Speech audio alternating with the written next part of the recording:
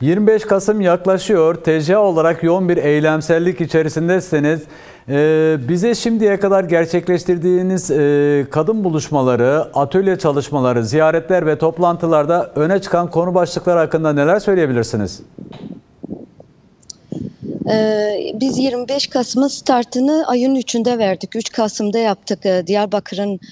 Diyarbakır'da birçok kurumun içerisinde olmuş olduğu birçok kadının da dahiliyetiyle birlikte TCA olarak startımızı yaptık. O günden sonra zaten ciddi çalışmalarımız oldu. Çalışmalarımızı ağırlıkta atölye çalışmaları, mahalle çalışmaları, toplantıları, kahvehane çalışmalarıyla sürdürmekteyiz.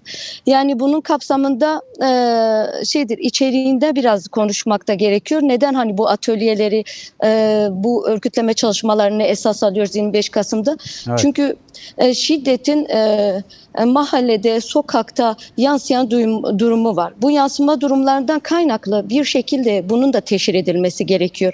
Hani sadece münferit bir olay olarak şiddeti ele alamayız. Ya da bir kadın cinayetinin sadece yansıyan bir olaymış gibi de ele almaktan ziyade bir de bunun toplumsal zemin kesiminden yansıması ne durumda oluyor. Atölyelerimizin ekseni biraz daha o eksenle devam ediyor. Çünkü erkek aklıyla yürüyor, erkek eliyle sürdürülüyor, babada yansıyor, AB'de yansıyor, sokağa çıkıyorsun farklı bir şekilde ama yansımanın tamamı erkek eliyle gelişiyor. Bundan kaynaklı atölyelerimizin temel gündemlerinden bir tanesi de sistemdeki erkek aklının teşhir edilmesidir. Evet. Sistemdeki erkek aklının bilinçli bir şekilde ortaya konulmasıdır. Şimdi bu demokratik bir zemine, örgütlü bir zemine yansımadığı zaman, bu bilinç açığa çıkmadığı zaman ne olacak? Bu sefer güçlü bir örgütleme zeminine de ulaşmayacak. Şimdi bu zemini örgütleyebilmek için de bu şiddet yani ideolojik olan bu şiddeti de teşhir etmekte gerekiyor. Evet. Bu ideolojik olan bu şiddeti teşhir edebilmek için de bilinçli bir örgütleme çalışması gerekiyor. Hem kadın boyutuyla hem erkek boyutuyla. Yani şimdiye kadar yaşanılan atölye çalışmaları belki de bizim de bir handikapımız, şiddet deyince sanki bir kadın sorunuymuş gibi ele alınıyor. Bu çok yanlış bir şeydi. Evet. Şiddeti yaratan kadınlar değil ki. Şiddeti yaratan erkek eliyle yansıyor. Bugün bir sokağa çıktığınız zaman bir kadına vurulan yine kadın oluyor. Kim de eliyle vuruluyor? Erkek eliyle vuruluyor.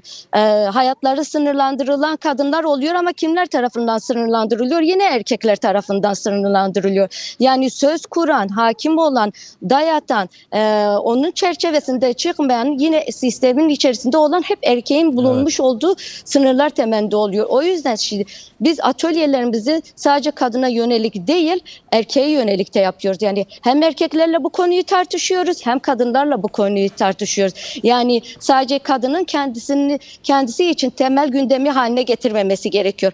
Bugün bir kadın cinayet kırımına maruz kaldığı zaman bugün erkekler de sokağa çıkabilmesi gerekiyor. Ama ne yazık ki bu tarz şeyler hep kadınların sırtına yüklenilmiş. Bunu da çok da doğru bulmadığımızı da belirtmek de istiyorum. Peki değerli Gök, şimdi eğer bağlantınızı yaparsanız, evet. Şimdi bu yıl 25 Kasım'ı da aynı zamanda Önder Apo'nun barış ve demokratik toplum çağrısıyla karşılıyoruz. Bu çağrının yaşama geçmesi için kadınlar öncüyüz diyorlar.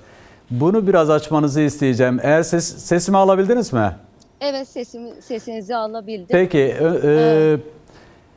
Barış ve demokratik toplum çağrısıyla karşılandığı belirtiliyor bu 25 Kasım'ın. Bu çağrının yaşama geçmesi için kadınlar da öncüyüz diyor. Bunu açmanızı isteyeceğim kısaca.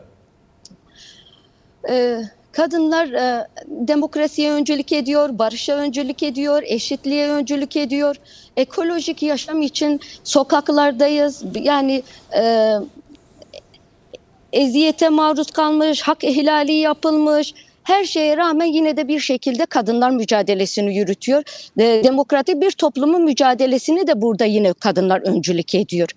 Şimdi biz tarihsel olarak ele baktığımız zaman yani kadının olmuş olduğu bir dünya değil de şu an erkeklerin ürettiği, erkeklerin yarattığı, erkeklerin hakim olduğu bir dünyanın savaş ortamından çıkmadığını da görüyoruz. Mesela Evet. Orta Doğu buna en büyük örnektir. Kimler Orta Doğu'yu yönetiyor? Erkekler yönetiyor. Dünyayı erkekler yönetiyor. Savaşı da yaratan erkeklerdir. Demokratik bir toplum, demokratik komünel bir toplum ancak kadın öncülüğü de gelişebilir. Kadın öncülüğü olmamış, kadına dayanmamış bir sistem ne kadar komün olabilir? Ne kadar demokratik olabilir? Ne kadar eşitlikçi olabilir? Yani kadının fikriyatının olmadığı, kadının düşüncesinin olmadığı, kadının varlığının görülmediği, kadını yok sayıldığı bir demokratik bir sistem mümkün müdür?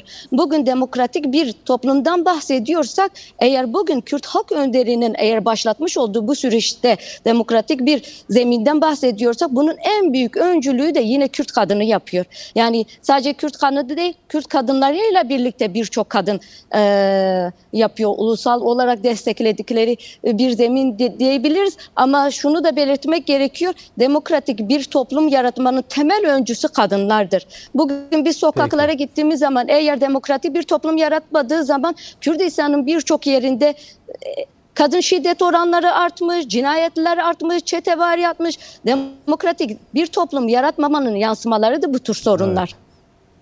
Peki 25 Kasım yaklaşırken yapacağınız eylem ve etkinliklere ilişkin bir çağrınız varsa kadınlara ve erkeklere sizi dinliyoruz.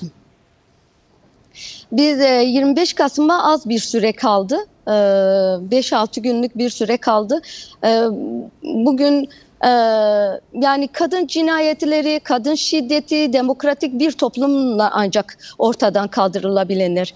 Yani sokaktaki her bireyin, sokaktaki her kişinin demokratik bir topluma destek vermesi gerekiyor.